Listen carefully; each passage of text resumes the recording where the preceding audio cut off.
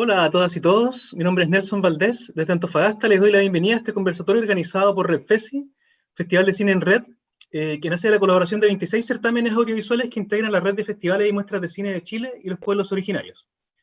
Este festival único es un espacio de difusión virtual de las obras de los pueblos indígenas también, y de Chile, también internacionales, y comparten una mirada crítica sobre las problemáticas de nuestro presente que hoy se encuentra en constante transformación. Hoy nos encontramos con Amanda Mora Klein, directora de la película Ciruelas y Humo Verde, una película que ha sido elegida como parte de la selección oficial del festival denominada Territorios en Transformación. Hola Amanda, bienvenida. Hola, muchas gracias por darme la posibilidad de participar con el cortometraje. Gracias a ti por estar en este conversatorio. Para comenzar, me gustaría que nos pudieses contar brevemente con qué se va a encontrar el público al ver tu película. Ya, sí, miren, Ciruelas y Humo Verde es un cortometraje que mezcla la acción real con actores junto a escenas de animación y cuenta la historia de un niño que le gustaban mucho las ciruelas y a medida que fue creciendo quería compartirlas con todo el mundo. Pero este sueño se convertiría en una ambición por la cual sería capaz de arrasar con todo, sin importar las consecuencias, y lo terminarían transformando en un anciano solitario y amargado. Eso es un poco la historia. Sí, sí.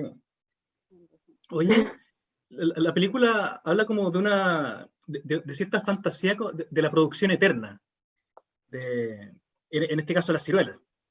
Ah, claro, como de los monocultivos. Exacto. Realmente. ¿Por qué tú eliges el mundo del campo para representar esto? Era un poco la idea de como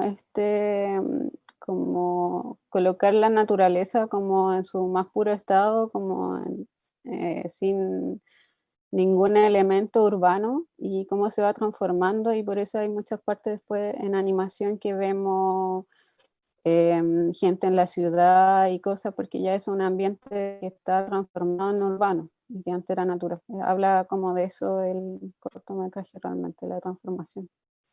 Mm. Sí, hay hartas críticas que tú haces, y uno es la de los monocultivos, y Sí, la precariedad también del trabajo en el campo. también. Sí, ¿por qué tienes esta inquietud por estas temáticas? Realmente siempre me he sentido muy cercana a querer retratar como historias sobre la naturaleza y cómo nosotros como seres humanos hemos sido responsables del daño igual en gran parte de este mundo con respecto a la contaminación del cambio climático y todo esto. Y creo que el tema también de los monocultivos refleja eso, también la deforestación y también, bueno, la industria de la carne. Yo soy vegetariana también, por lo mismo un poco, por este vínculo que tengo con la naturaleza. Y eso realmente, como que siento la Mm. necesidad de hacer conciencia de eso. Ya, perfecto, perfecto. Oye, tu cortometraje tiene una propuesta estética que es bien interesante, que juega mucho con la experimentación. También es como bien detallista, tiene muchos detalles en sus imágenes. ¿Cuáles son las técnicas que utilizas y cuáles serían más o menos tus referentes estéticos? Tengo entendido que tú la clasificas como una ciencia ficción retrofuturista, además. Sí, no estoy bien segura cómo clasificar los géneros de pronto, porque si lo vemos por el lado de la ciencia ficción, tampoco es ciencia, quizás es más cercano a la fantasía, Hmm. porque tampoco tiene ciertos como bases científicas como para llamarse ciencia ficción. Es más bien como un cuento retrofuturista quizás. Y sí, tiene, a ver, por una parte, la mayor cantidad de tiempo del cortometraje es con actores y tiene algunas escenas animadas, y dentro de las escenas animadas también hay muchas técnicas distintas. Hmm. Está la técnica de animación 2D, como dibujo hecho a mano, cuadro a cuadro. Está la rotoscopía, La rotoscopía es grabar, por ejemplo, el movimiento de una persona caminando y después transformarlo en fotogramas y calcar los personajes y quizás transformar algunas cosas, pero mantener el movimiento. Entonces se mantiene como una animación con un movimiento bastante real, como esa la gracia de la rotoscopía. Por otro lado, también los fondos de los espacios de los personajes animados son maquetas que también están hechas a mano. Y toda esta lógica de la maqueta, porque ahí nació un poco de mezclar como este mundo real con la fantasía, fue porque agregamos un elemento que era la maqueta que está dentro de la torre, o sea, de la oficina esta del personaje principal. Claro. Y esta maqueta es la maqueta del pueblo, entonces era como la maqueta de este gran dueño del pueblo, que era como él quería armar ese pueblo así, entonces tenía todo el control en su propia oficina y todo lo que él hacía en esa maqueta se volvía real, era un poco esa lógica, pero también era un poco de la psicología del personaje, entonces era como jugar con la realidad y también lo que se imaginaba ese personaje. Por eso era como Claro. la mezcla entre ficción o sea, no ficción, porque animación igual es ficción, entre persona y animación. Es como un imperio en miniatura ese que tiene ahí. Sí. Y también era esto como del infinito, como de que este personaje mira su maqueta y dentro de la maqueta también está su torre, entonces como un infinito, Claro. un poco eso. Oye, y hay harto trabajo, no sé si puedes contar más o menos cómo fue el proceso o cuánto tiempo te tomó hacer esta película. Fue bastante ardua. Sí, fue, a ver, desde el guión, porque todo esto partió con el trabajo como de guión, que fue incluso cuando yo estaba estudiando en la universidad todavía, como el año 2012. Mm, Y siempre me gustó un libro que había en la casa de mi papá y mi mamá, que era del cuento que había escrito él. Y de hecho acá lo tengo, lo tenía preparado. Es este. Ah, Y es un genial. libro que era súper interesante porque estaba hecho a mano, tenía, está ilustrado por... Y es un libro con objetos un poco también, Claro, claro. qué bonito. Y todo esto, sí, y todo esto me llamaba mucho la atención porque para una niña quizá era bien interesante ver un libro tan como grueso y como que pudiera hojearlo y ver cosas hechas a mano y me llamaba bastante la atención. Mm. Entonces y después cuando ya era más grande, como que entendí también el sentido del texto, ya no solo de la imagen. Entonces ahí me surgió la idea de hacer un cortometraje con esta historia, que era mi papá. Tiene mucho sentido porque de hecho el libro ya es una experimentación. Sí, sí, por eso también nació la idea yo creo que del experimento, porque el libro, claro, ocupa mucho técnicas también. Entonces ahí Claro. también hay un rasgo importante que es la interpretación que le dio mi mamá al texto, que ya venía con una cierta interpretación, que ya estudió diseño gráfico y de hecho esto fue un ejercicio de escuela. Ya, Mm. genial. Oye, ¿y cómo fue trabajar? Porque entonces es como bien familiar. ¿Cómo fue Sí, trabajar a partir de un cuento de tu papá? sí, fue un poco difícil porque yo no sabía desde dónde agarrar la historia tampoco, tenía muchas cosas en mente, quería hacer muchas cosas y al final eh, mm, ¿cómo se llama esto? Le pedí ayuda a un amigo, un compañero de la universidad que se llama Gonzalo y con él trabajamos el guión Ya, y desde esa época.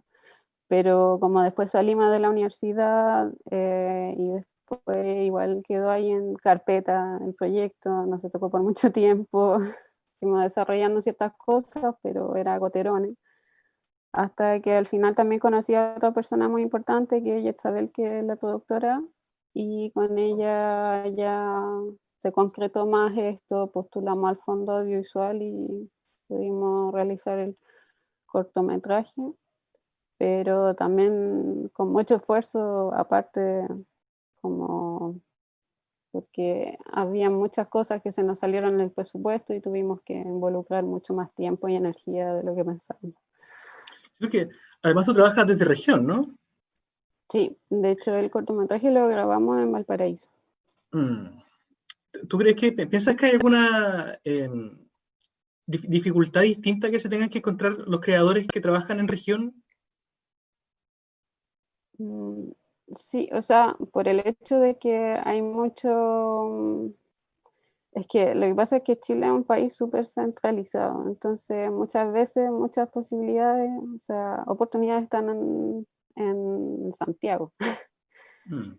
Y de hecho yo me acuerdo que yo fui a vivir un año a Santiago, pero no aguanté mucho porque el ambiente no era muy agradable. Entonces preferí, claro, yo creo que es difícil quizás, pero no es imposible y creo que ya mucha gente estamos trabajando desde regiones y también se logran unos puntos de vista muy interesantes también. Claro, de todas maneras. Oye, Amanda, anteriormente hiciste Naturaleza Muerta, Ah, sí. del año 2010, Ujú.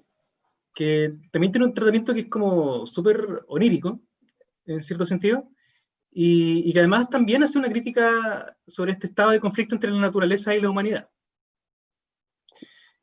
Son como tus intereses como creadora. Cuéntanos un poco de eso, cuáles son lo que te motiva a hacer películas también.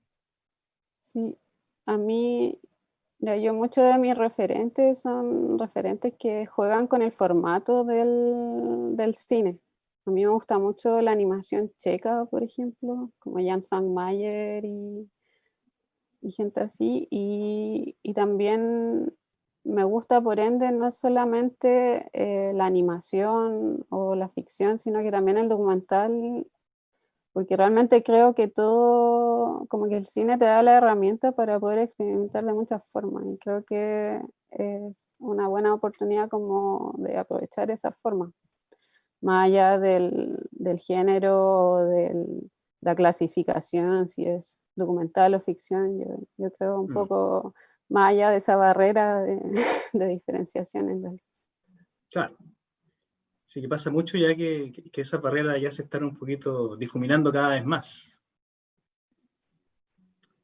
Oye, Amanda, tú Porque trabajaste realmente con... igual es, así, Perdón, sí, sí.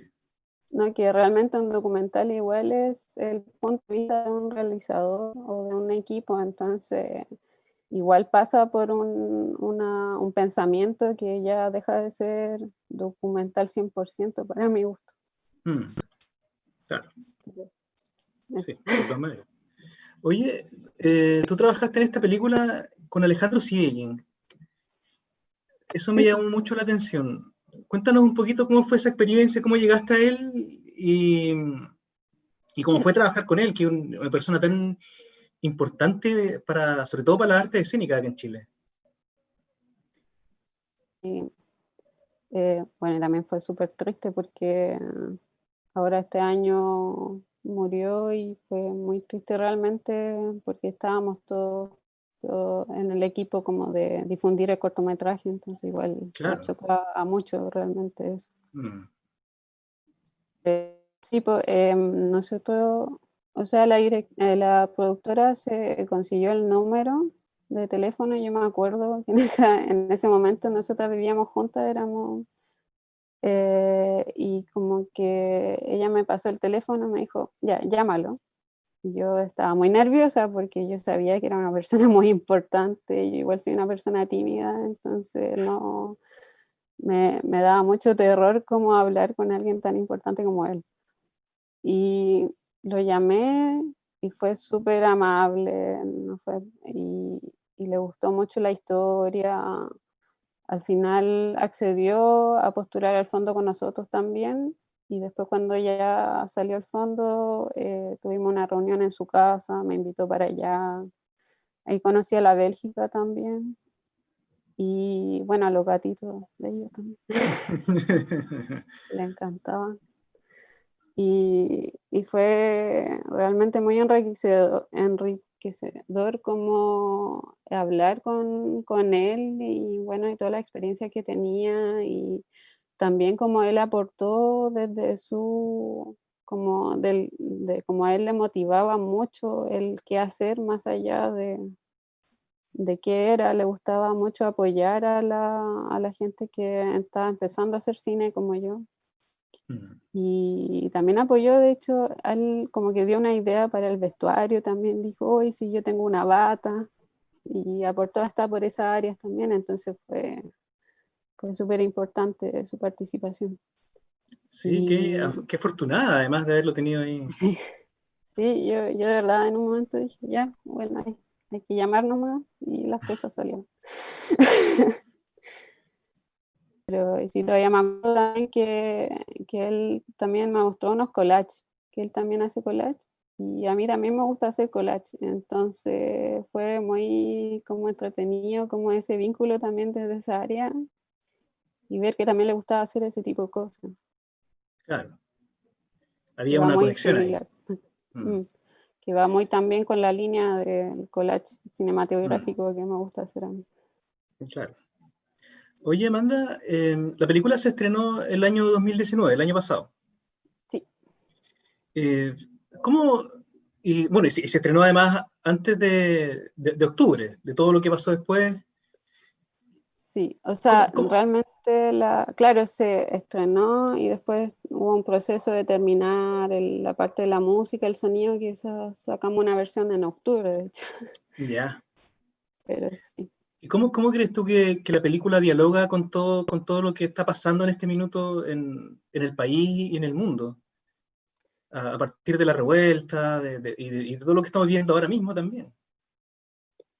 Sí, o sea, es que yo creo que fue bastante, como que eran temas que ya venían desde mucho antes y se acumularon y explotaron, que realmente eso fue como un poco el estallido.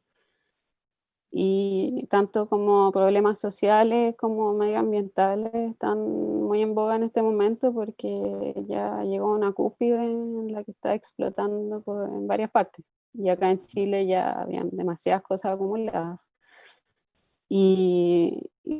Bueno, por ejemplo, el cuento mi papá lo escribió en el año 94, es mucho más antiguo también.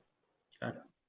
Y entonces ahora, claro, yo lo tomé, pero ya el tema venía y en una época en que quizás acá no se tomaba mucho en cuenta el tema medioambiental y, y que realmente, por ejemplo, mi papá se tomó de la idea como de la motivación de que como en los años 80 empezaron las empresas de monocultivo a tener mucha potencia acá, el tema de las empresas forestales también, y era como la explotación de los recursos naturales.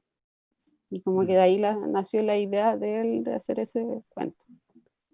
claro. Pero también pasaba mucho que acá en Chile él me contaba que no se tomaba mucho en cuenta eso.